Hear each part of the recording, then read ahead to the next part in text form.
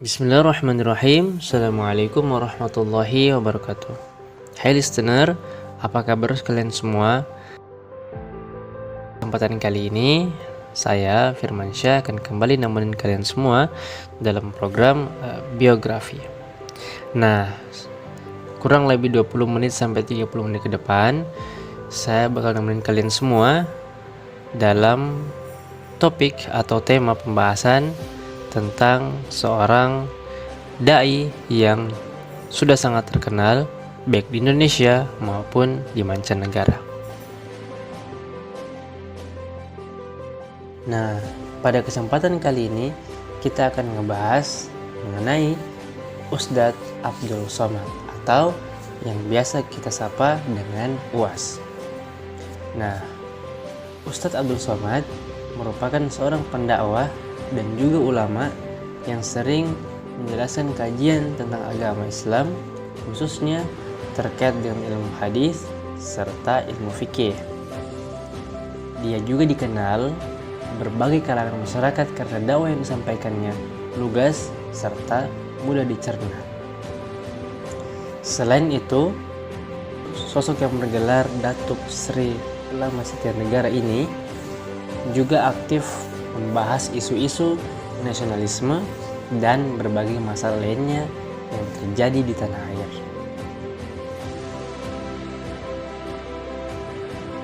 Ustadz Abdul Somad merupakan keturunan suku Batak dan juga Melayu. Ayahnya memiliki darah Batak, sedangkan ibunya berdarah Melayu. Ia merupakan putra dari pasangan Lobayuddin dan juga Rohana.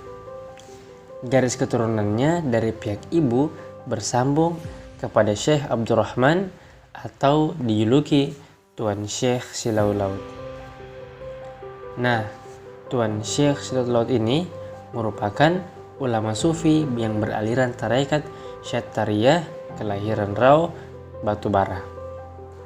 Dia merupakan keturunan perantau Minangkabau yang moyangnya berasal dari Mudik Tampang, Rau, Pasaman. UAS lahir di kampung yang bernama Silo Lama, Asahan, Sumatera Utara pada tanggal 18 Mei tahun 1977. Dia lahir di lingkungan yang agamis yang membentuknya menjadi seorang yang taat sejak masih belia. Sedari kecil, dia sudah memiliki keinginan besar untuk menuntut ilmu. Setiap hari, dia meminta kepada ibunya agar dimasukkan ke sekolah, padahal saat itu usianya belum cukup untuk mendaftar di sekolah dasar. Saat itu, cara paling mudah untuk menilai seseorang anak sudah dapat dimasukkan ke dalam sekolah dasar adalah dengan memegang telinga kanannya dan dengan tangan kirinya, kemudian melingkarkan tangannya itu di atas kepala. Nah, dia mulai dapat menikmati kegiatan belajarnya di SD Al-Wasliyah. Saat itu, dia memperoleh pelajaran-pelajaran dasar, namun pelajaran yang disukainya adalah materi tentang agama. Sejak berada di bangku sekolah dasar inilah, UAS dididik juga dengan metode atau pengajaran ilmu tahfiz Quran. Minatnya menerima ilmu yang begitu tinggi. Menurut ibunya, ia juga sering mengumpulkan bungkus kue, bungkus obat nyamuk, dan kertas-kertas lain yang ada di tulisannya. Khusus kertas yang ada tulisan Arabnya, dia sering berkata tidak boleh diinjak, karena nantinya bisa berdosa.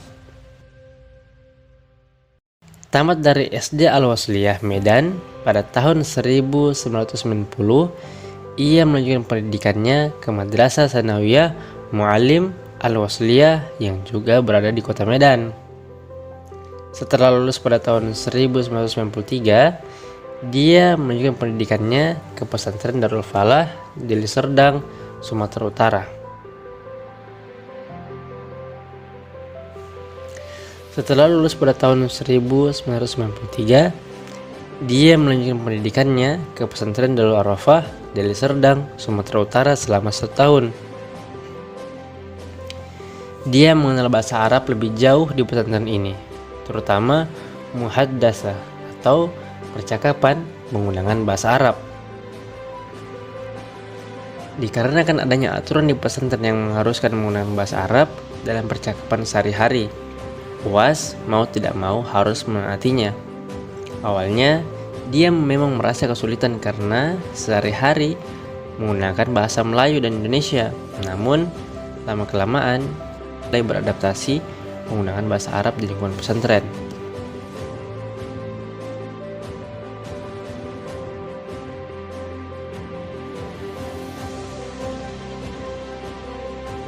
Pesantren Darul Arafah sendiri resmi didirikan pada tanggal 18 Mei tahun 1986. Namun, sebelumnya telah dilakukan peletakan batu pertama sebagai awal pembangunan pesantren pada tahun 1985 oleh Haji Amrullah Naga Lubis dan beberapa alumni dari pesantren Gontor.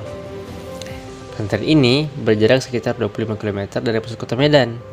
Alamatnya di Desa Laubakiri, Kecamatan Kota Lima Bru, Kabupaten Deli Serdang, Provinsi Sumatera Utara. Tujuan awalnya dibangunnya pesantren ini adalah untuk melahirkan ulama yang ahli dalam berbagai cabang ilmu keislaman. Seiring perkembangannya, pesantren ini tidak membatasi para santrinya untuk belajar ilmu agama saja, namun juga ilmu sosial, ekonomi, dan juga eksakta. Pesantren tersebut diasuh oleh Haji Amrullah Naga Lubis, sedangkan yang menjalankan roda pendidikannya adalah Haji Indra P. Lubis yang juga berperan sebagai ketua umum. Nah, pada tahun 1994, UAS pindah ke Riau untuk melanjutkan pendidikannya di Madrasah Aliyah Nurul Falah, Air Molek, Indragiri Hulu, Riau, dan menyelesaikannya pada tahun 1996.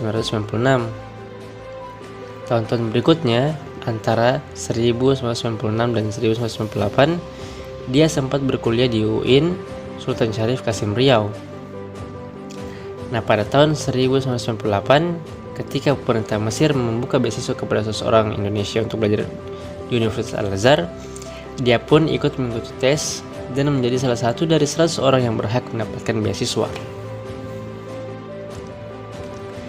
UAS kemudian akhirnya memilih untuk melanjutkan pendidikannya di Al-Azhar, Kairo, dan berhasil mendapatkan gelar LC-nya dalam waktu 3 tahun 10 bulan pada pertengahan tahun 2000.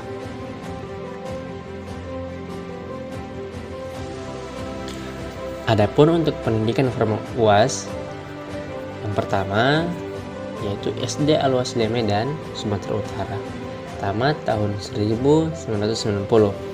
Kemudian Madrasah Sanawiyah Muallim Al-Wasliyah Medan, Sumatera Utara, tamat tahun 1993. Kemudian Madrasah Aliyah Nurul Falah Air Molek Indragiri Hulu Riau, tamat tahun 1996. Kemudian S1 Al-Azhar, Mesir, tahun 2002. Kemudian S2 Dar El Hadith El Hassaniyah Maroko, tahun 2006. Dan S3-nya di Universitas Islam Omdurman Sudan tahun 2019, dan beliau juga mendapatkan gelar Profesor Tamu di Universitas Islam Sultan Syarif Ali Brunei Darussalam pada tahun 2020 sampai 2022.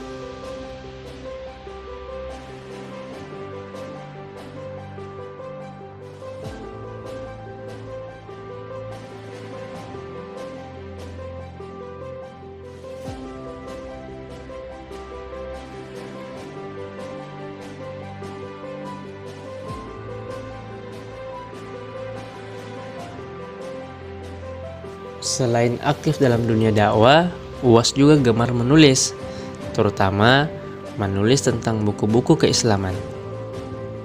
Salah satunya, beliau menulis buku antara lain 15 sebab dicabutnya berkah, 30 fatwa seputar Ramadan, 30 mutiara Ramadan, 32 naskah khutbah, 33 tanya jawab seputar kurban, 35 kisah saat maut menjemput, 30 masalah populer, dan lain sebagainya.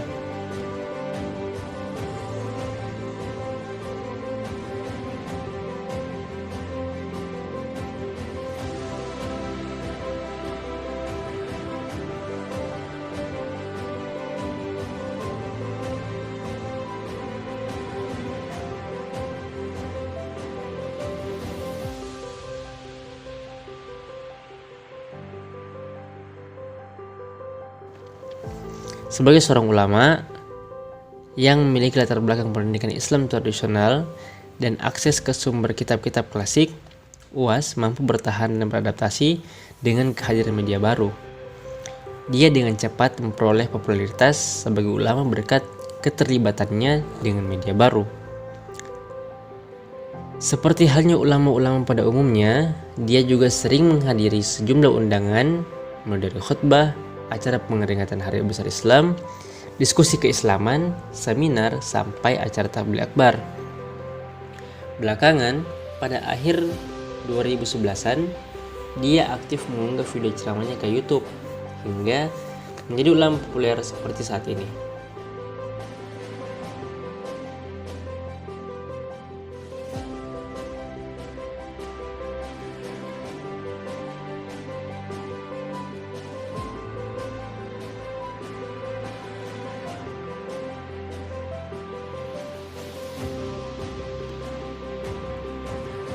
Pada tahun 2011, melalui Tafaqquh Study Club, ceramahnya di sejumlah tempat secara masif diunggah ke YouTube.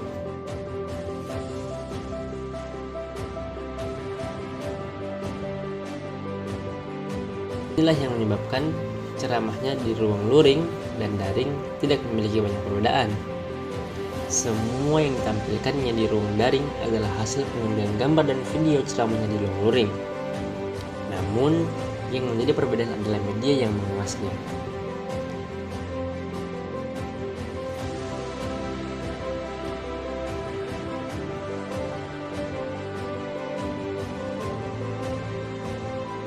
Ceramahnya di ruang luring hanya dapat dinikmati oleh audiensnya yang hadir secara langsung dalam acara dakwahnya. Sedangkan ceramahnya di ruang daring dapat menyebar secara luas dan melintasi batas geografis, agama, budaya, serta usia.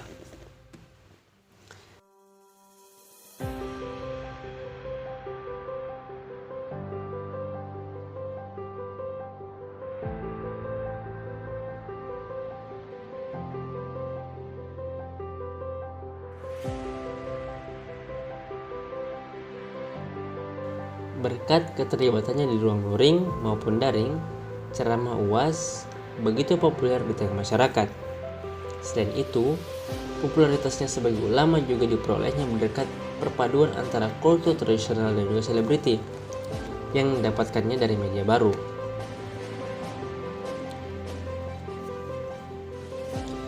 Selain memberikan ceramah, dia juga menyalurkan otoritasnya dalam bentuk fatwa.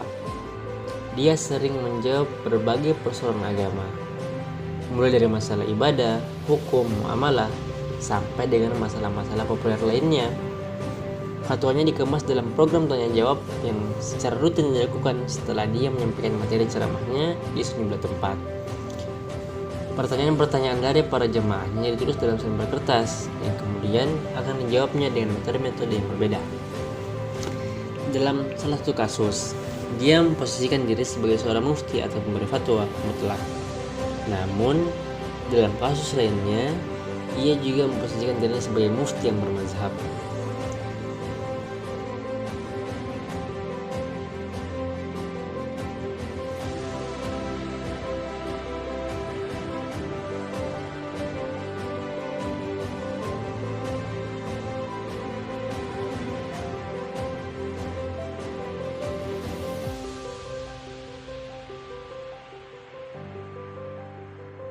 Selain menyalurkan otoritas dalam bentuk fatwa yang sekaligus mencerminkan kultur tradisionalnya,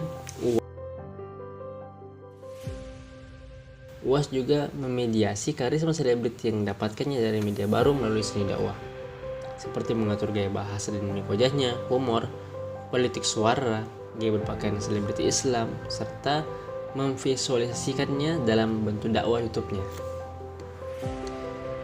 Dia secara aktif menggunakan beberapa bahasa untuk menyampaikan dakwahnya. Secara umum, gaya bahasa yang digunakannya untuk menyampaikan dakwah adalah bahasa Indonesia. Dia juga mengkolaborasikan antara bahasa Arab untuk menjelaskan teks-teks Al-Quran dan Hadis maupun istilah-istilah tertentu dalam Islam. Selain itu, Dia juga menggunakan bahasa lokal atau daerah tertentu. Ikhwal ini menunjukkan caranya untuk membangun otoritasi di wilayah lokal.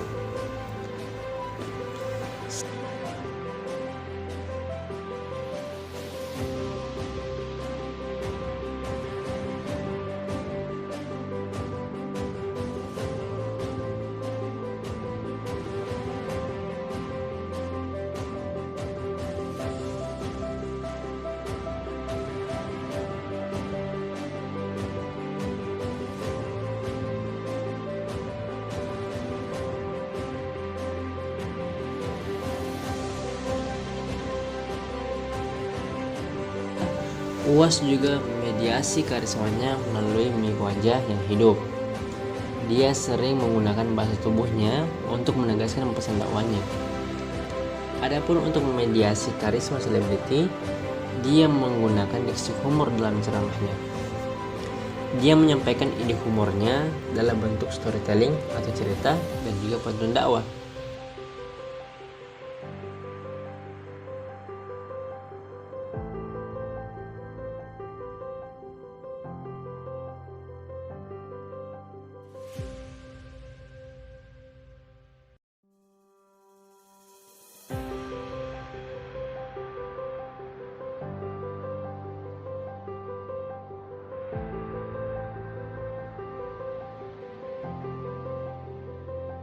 Pada gilirannya, dia berhasil menarik antusiasme audiensnya untuk mendengarkan dakwahnya.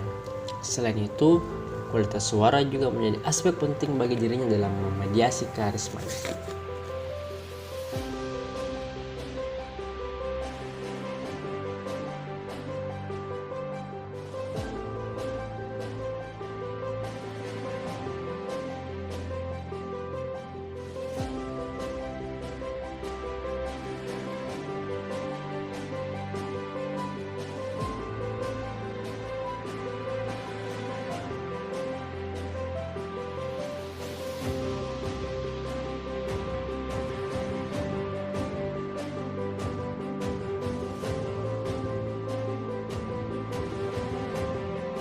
Cara lain yang digunakannya untuk memediasi karisma selebritinya adalah mengenakan pakaian-pakaian Islami seperti layaknya seorang dai, memakai peci, baju koko, serban yang mencerminkan simbol-simbol Islam yang kental.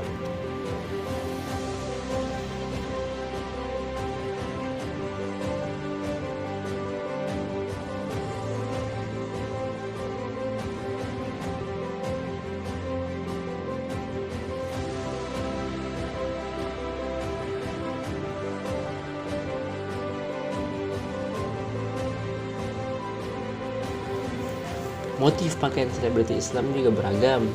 Dia sering mengkolaborasikannya, baik itu tren pakaian budaya lokal seperti batik dengan pakaian khas Islam seperti serban. Melalui gaya berpakaian tersebut, dia mengklaim dirinya sebagai seorang ustadz yang berbeda dari ustadz lainnya.